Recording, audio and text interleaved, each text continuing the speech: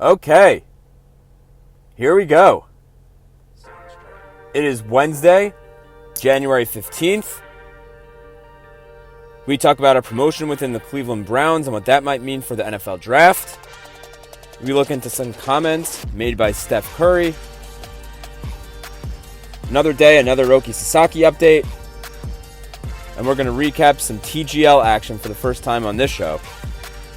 This is the Early Game Podcast. Listen to the show in the mornings, on your commute, whenever and wherever, so you can be a part of today's sports conversations. Let's go. Okay, let's start off in the NFL. It was a pretty quiet day. One thing that stuck out to me, though, was an ESPN article published by Dan Graziano.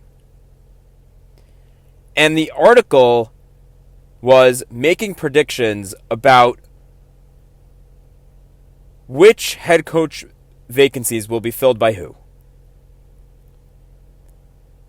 And the one that stuck out to me the most was that for the Jets, he chose Arthur Smith. Look, I understand the Jets wanting a head coach with offense as their background, offense as their experience, an offensive-minded coach. That being said, it didn't work out with Robert Saleh. It didn't work out with Todd Bowles. And when they fired Rex Ryan, it was partly because he couldn't figure out the offensive side of things. And when they tried Adam Gase, when they did try an offensive-minded coach, it was an epic failure. Should we erase that from our minds? I mean, the Adam Gase era was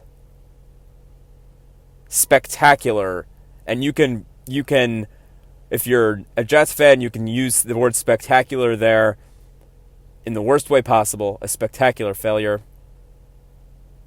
If you are an LOL Jets guy or an LOL Jets person, then you could say spectacular in the opposite way. But it was a spectacular failure. Let's call it that. And so I'm thinking now, with all of these head coach candidates, everybody that's been reported that they have interviewed, have met with, man, Dan Graziano, he has a good pulse on the NFL. If that's true, if the Jets hire Arthur Smith, let's just go through it for a second.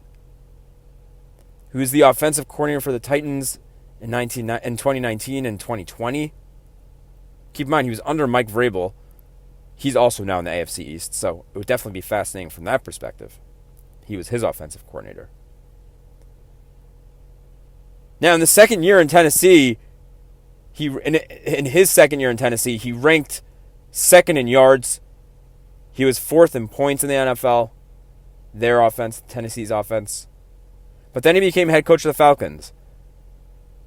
And the offense was not pretty as Arthur Smith transitioned from offensive coordinator to head coach. In the whole 3-year tenure in Atlanta, he was only the 30th percentile in the league in yards. He was in the 33rd percentile in points per game. And most recently, he was the offensive coordinator for the Steelers this past season. And the offensive numbers this past season for the Steelers were not that pretty.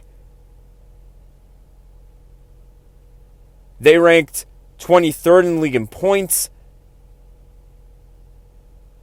and 16th in the league in yards. So it's not like this is some offensive genius that's going to come in to the Jets and solve their problems offensively. So my question is, why would this be wise for the Jets? Why are they even considering this? He's proven he cannot transition well from an offensive coordinator to a head coach. The last time he tried transitioning from an offensive coordinator to a coach, he actually had good numbers as an offensive coordinator. So it made sense. It's not like he went to the Steelers and he improved his numbers from when he was a head coach at the Falcons. And then now he can go meet with the Jets and say, hey, well, I worked on my leadership. I worked on how I can run my defense as well, and how I can work my offense better. Look how much I improved my offense when I was just with the Steelers. I think I could pull up. No, that's not what happened. That's not what happened here. He had a bad year with the Steelers. He has no success as a head coach. And frankly, he hasn't had success in the NFL at any level in years. You're going to tell me this is the smart guy to hire? It's one of those things where when we're looking at it now, we say to ourselves, this is a horrible decision. We know it. Everyone and their mother knows it, besides for Woody Johnson, who's clearly making these decisions. Now, it's a different matter of whether they're going to hire a GM first. I really hope they do. Hasn't been clear. I think that's the general thought, is that they're going to hire a GM and then they'll hire the head coach. But the fact that they're even considering him at this stage, I mean, what are we doing? I think it's not like there are, frankly, any slam dunk head coach candidates right now, especially ones that would consider the Jets, right? Because Mike Vrabel would have been a slam dunk candidate, but he was never gonna choose the Jets. It was always gonna be the Patriots if that opening was available. And so, who else could it possibly be that's going to check boxes like Arthur Smith does in a way? Is he the best offensive-minded coach that's even considering the Jets? Not the best, but how many are even considering them?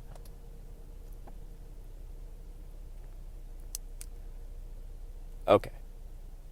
Let's move on. Now, this was something that didn't really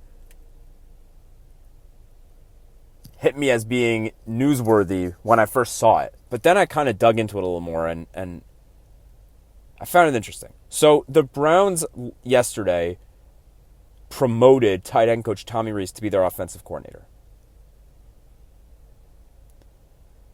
This past season was the first he spent with the Browns. He served as offensive coordinator 2 years ago with Alabama.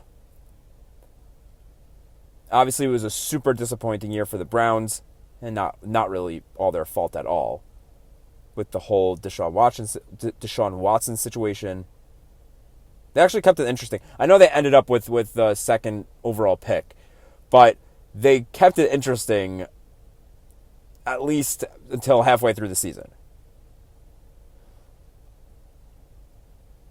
Rees, though, was very sought after. People thought he may end up be on the line to be Mike Vrabel's offensive coordinator in New England. So now he gets elevated in Cleveland, and his job begins. He's going to very likely have a brand new quarterback to work with. And the question is, who will that quarterback be? Who would the Browns take 2 overall? If they're choosing second, if they end up choosing second, will it be Shedeur Sanders? Will it be Cam Ward? Will it be someone else? Just regarding this move, I think it's a win-win for everybody. For the Browns, they keep one of the most sought-after offensive coordinator candidates. They brought him in last year, so they get to keep him. They get to keep him, hiring internally. Also, he has recent experience with young quarterbacks. For a school who breeds elite quarterbacks, and he coached under Nick Saban. But most notably, and this is what kind of was interesting to me, most notably, he coached Jalen Milroe in 2023 for Alabama. And now with Carson Beck going back to the draft, going back to school and transferring to Miami, there is a question who QB3 is in this draft. Shedeur Sanders and Cam Ward are 1 and 2. Choose what order you want them in. Most people, I think, have Shedeur. I definitely think that it's up for debate. Whether Cam Ward could go number 1 overall. But if you think about it, the Browns, they pick 2nd overall. And so if the Browns say, well, we really want Jalen Milroe, maybe the Browns trade back and take Jalen Milroe.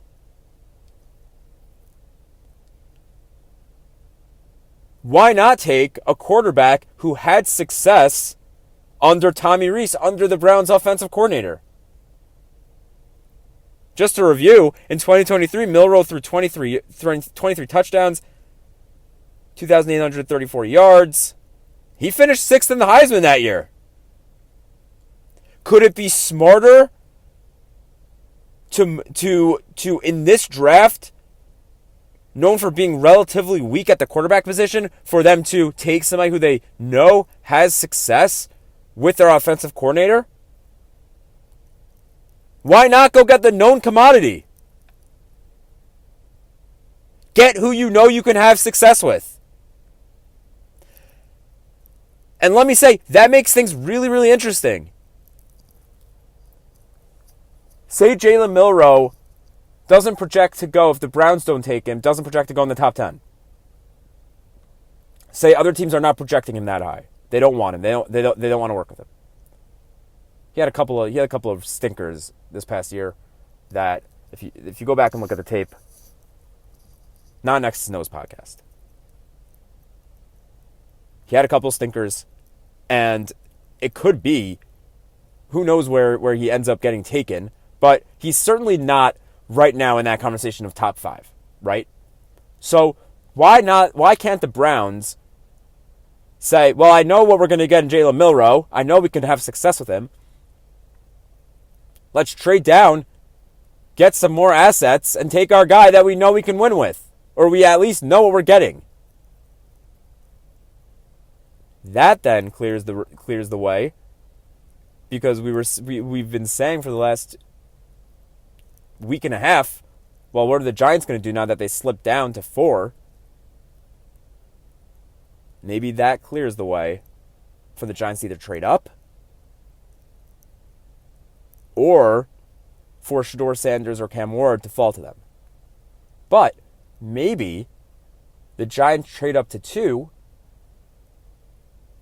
and end up with one of those 2. Okay. Let's move on. And by the way, just programming note, tomorrow we're going to begin our divisional round previews. AFC will be tomorrow, NFC will be Thursday, and then we'll do final picks on Friday. Okay. Again, not a lot going on yesterday. Also point out that, well, we'll move on to the NBA. Point out that the Lakers and Clippers both returned home Monday night. I didn't mention it yesterday. The Clippers, they actually both played home games Monday night amidst the wildfires. I found this crazy when I saw this, but JJ Redick's house that he was renting actually burnt down. Spurs beat the Lakers. This was the game that was postponed from Saturday, and the Clippers beat the Heat at home. Okay. We've spoken a lot about Jimmy Butler on this program. The beginning of this show coincided with the real begin to the Jimmy Butler drama. I believe one of the first shows I recorded was his first game back. And so yesterday, Shams Charania reported that he met face-to-face with Pat Riley. And Jimmy Butler told him face-to-face that he wants to be traded. He said he will never sign an extension with Miami. Shams also said he's supposed to meet with Heat owner Mickey Arison. What can he and Mickey Arison possibly be meeting about? They both parties cannot want this anymore. Obviously, Jimmy Butler doesn't. The thing that I don't understand is,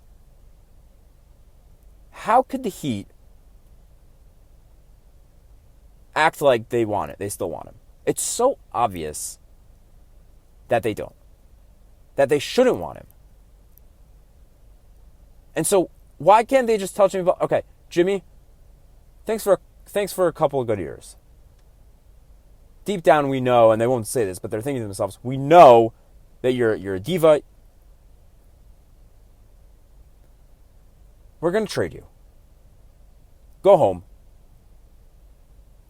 Do whatever you want. Stay away from the team. And just trade him. You'll have suitors. You'll have people who want him. Get him out. The thing that I kind of don't get is, aren't you better off without him? Aren't you better off drama-free?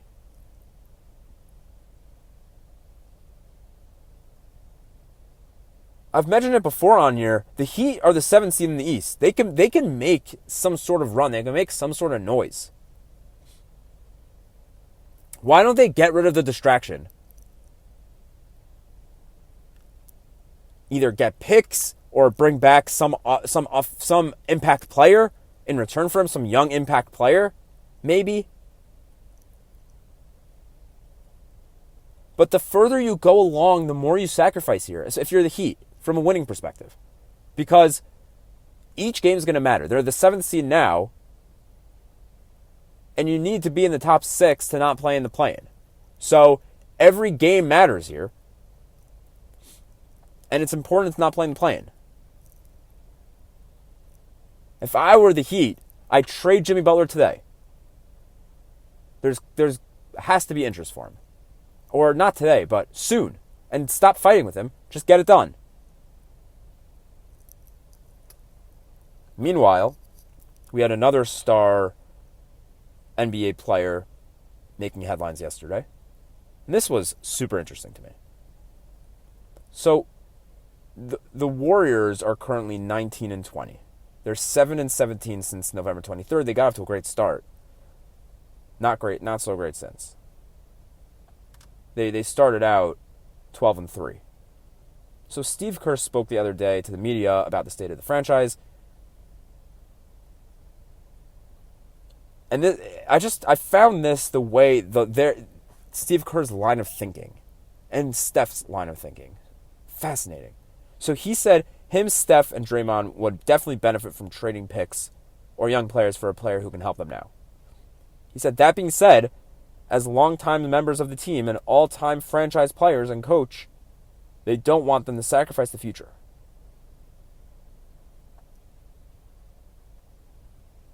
Steph also spoke about that yesterday. Steph addressed the media, and he spoke about leaving the franchise in a good place when he's done.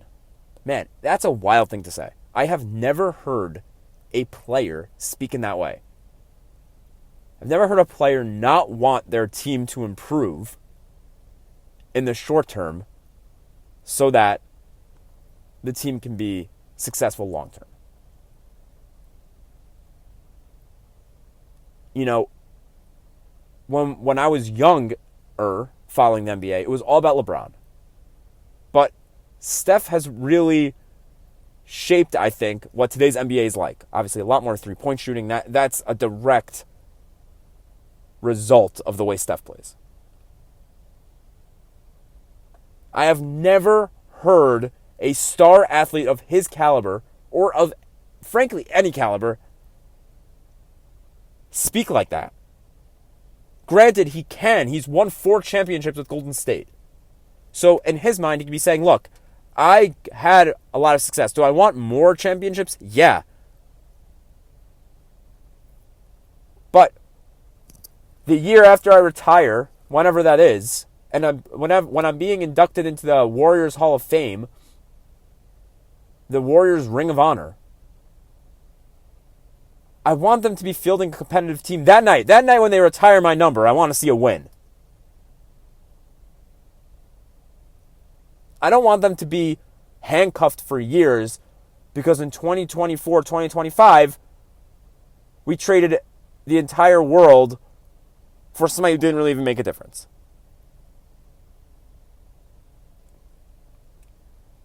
Draymond Green was on the same page.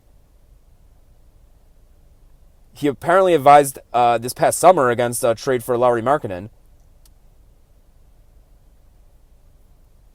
And so even though they're going to try to run it back with these guys in their franchise,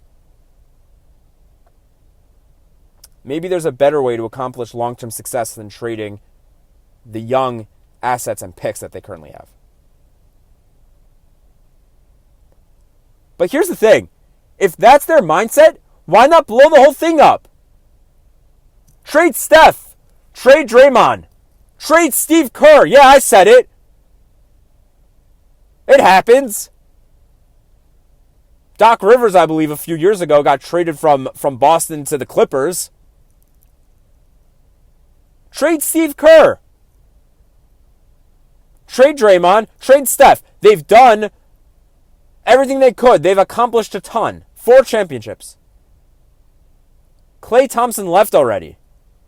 If you really want to leave it in a good place, I'm not saying this in a mean way. If you want to leave it in a good place, honestly, the most prudent thing to do would be say, hey, we're going to, when we go into the Basketball Hall of Fame, we're going to, I'm not sure how the Basketball Hall of Fame works. We're going to wear the Warriors hat.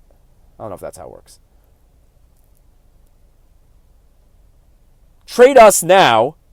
Really get assets back. Really be able to build for the future. They would get incredible assets back. Okay. Have just a small NHL story here. So this rookie for the Canadiens, Emil Heideman, he was hit by a car when he was walking around Salt Lake City on Monday afternoon. He'll miss 3 to 4 weeks. They call it an upper body injury. By the way, that's what in hockey they do not disclose the specific injury. They will say upper body injury or lower body injury. He was third in the NHL in goals for rookies with 10. The Canadiens were in town to play Utah Hockey Club. That game was last night. Canadiens won 5-3. Okay, let's move on to baseball. We got another Roki Sasaki update. So after the 3 finalists were announced Monday, that is the Dodgers, the Padres, and the Blue Jays, it was announced yesterday that Sasaki is going to get a meeting with the Dodgers. And the meeting will include players.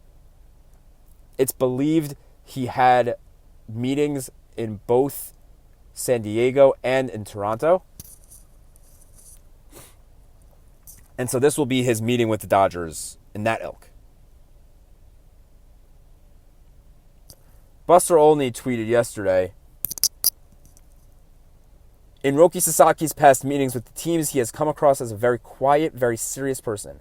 This is being interpreted by some teams as a sign that he might prefer to be a piece where he isn't the center of attention in a smaller market or among smaller established stars. Right. So, hope for that first part of the tweet that he doesn't end up with the Dodgers. I'll be up front. He should not be a Los Angeles Dodger. I've pretty much said that. It'd be bad for the sport, I think. So it's basically saying, well, he kind of prefers a small market team, except he might prefer exactly what the Dodgers are. A great team where he can hide behind Shohei Ohtani and Yoshinobu Yamamoto. And everybody else that they have. Mookie Betts, Freddie Freeman. The list goes on. Tyler Glasnow.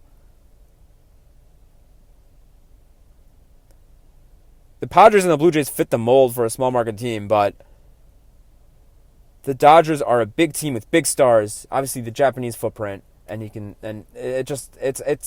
there's something staring us so obviously in the face. I will be utterly shocked if he does not end up with the Dodgers. Okay. And for the first time on this show, we're going to cover some golf. And the reason for that is because the TGL debuted a couple of days ago for the first time. For those of you who don't know, TGL is an indoor golf league. So they have this 6-story... And how does that work? They have this 6-story screen, projector screen, that's a golf simulator, 6 stories high. And there are teams of 3. They compete against each other. Then they have a ton of big names. Just to list a few, these are who played last night. Tiger Woods, Max Homa, Kevin Kisner. Just packed of stars. And last night was Tiger's debut. So I obviously wanted to tune in. I wanted to see what it's all about. They did these player intros in the beginning. I thought those were awesome. But overall, there were a ton of moments which were fun. Tiger was laughing a ton, laughing a bunch of times. It was super entertaining. The crowd reaction inside the stadium, it's amazing. You know, in the context of golf, getting that fan roar was amazing. There were funny moments like Kevin Kisner blading a chip out of the bunker. Again, that moment benefited from an audience reaction. The thing that kind of hit me was the two teams here, they were really like friendly with each other, laughing with each other, making jokes. I wonder if it will ever feel more competitive. Last night watching, it felt like something was missing because of a lack of competitiveness. They have the team format, and when we watch team sports, we're used to some sort of disdain for each other, the teams.